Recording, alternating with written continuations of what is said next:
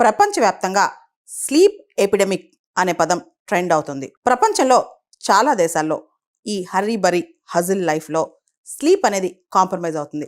చాలామంది సరిగా నిద్రపోవట్లేదంట. దాంతో స్లీప్ టూరిజం ఈ కాన్సెప్ట్ ఇప్పుడు యూరోప్లో అయితే ఫుల్గా ఉందన్నమాట.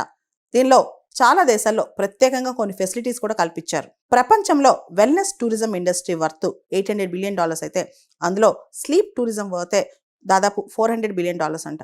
అంత పెద్ద ఇండస్ట్రీ ప్రమోట్ అవుతుంది. దీన్నే స్లీప్ టూరిజం అంటున్నారు.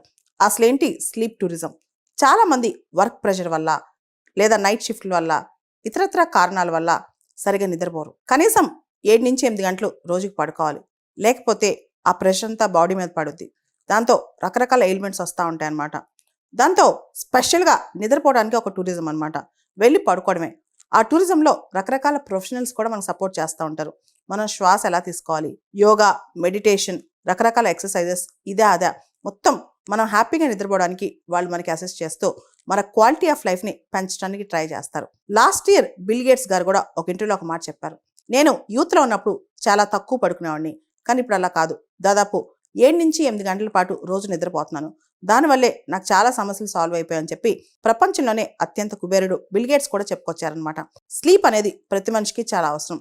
మన సర్కేడియన్ రిథం అంటే ఏ టైంలో మనం ప్రాపర్గా నిద్రపోతాం అనేది రోజుకి ప్రాపర్ స్లీప్ సైకిల్ ఉండాలన్నమాట. లేకపోతే మన బాడీ ఫంక్షనింగ్ దెబ్బతింటుంది. చాలామంది నిద్రని కాంప్రమైజ్ చేస్తారు. ఇప్పుడు మన జాబ్ రిక్వైర్మెంట్స్ కానీ, మన ప్రొఫెషనల్ రిక్వైర్మెంట్స్ కానీ ఇవన్నీ కూడా ఆల్మోస్ట్ చాలా వర్క్ ప్రెషర్ని పెంచుతున్నాయి, స్లీప్ తగ్గిస్తున్నాయి అనమాట.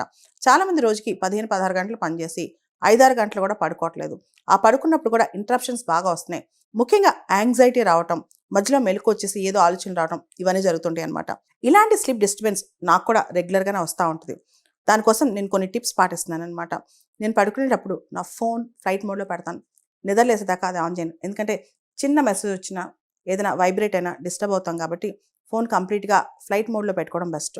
రెండోది, sleep cycle, quality sleep cycle ఉండాలంటే నైట్ పడుకునే ముందు చాలా నెమ్మదిగా ఒక మెడిటేషన్ మ్యూజిక్, స్లీప్ మెడిటేషన్ కానీ ఏదైనా మ్యూజిక్ వింటూ పడుకుంటే ఇంకా బెటర్ రిజల్ట్స్ ఉంటాయి. చాలా వరకు నేను కూడా నిద్ర డిస్టర్బెన్స్ వచ్చినప్పుడు స్లో స్లీప్ మెడిటేషన్ మ్యూజిక్ని పెట్టుకుని పడుకుంటాను అనమాట. మూడోది, నిద్రపోయేటప్పుడు నేను చాలా ప్రశాంతంగా నిద్రపోతున్నాను. అంటే మనం పనంతా ఎగ్జైటెడ్గా హ్యాపీగా చేస్తామో నిద్రపోయేటప్పుడు కూడా నిద్ర ఇంపార్టెంట్, ఈ టైంలో మనకి ఇదే ఇంపార్టెంట్ అనుకుని పడుకుంటే ఖచ్చితంగా మనకి మధ్యలో ఏ డిస్టర్బెన్స్ రాదనమాట. ఆ తర్వాత నిద్రపోయే ముందు ఆలోచనలన్నీ కూడా పాజిటివ్గా ఆలోచించాలి. లేవంగానే కూడా పాజిటివ్గా ఆలోచించాలి.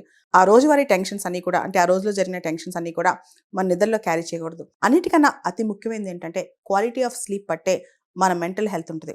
మనకు స్లీప్ సరిగ్గా లేకపోతే ఇరిటేట్ అవుతుంటాం, పగలంతా సరిగ్గా పని చేయలేం, మెంటల్గా డిస్టర్బ్ అవుతుంటాం. దానివల్ల మన ప్రొడక్టివిటీ కూడా దెబ్బతింటుంది. కాబట్టి క్వాలిటీ ఆఫ్ స్లీప్ మీద అందరూ ఫోకస్ చేయాలి. అవసరమైతే నెలలో 2-3 రోజులు బ్రేక్ ఇచ్చుకుని ఓన్లీ నిద్రపోవడానికి పెట్టుకోవాలన్నమాట. సో నిద్రపోతే పని తగ్గిద్ది అనుకోవడం తప్పు. బాగా నిద్రపోయి లేసిన తర్వాత పని ఇంకా ఎఫిషియెంట్గా చేయగలం. కాబట్టి నిద్రని కాంప్రమైజ్ చేసి పనిచేసే ప్రయత్నం చేయొద్దు.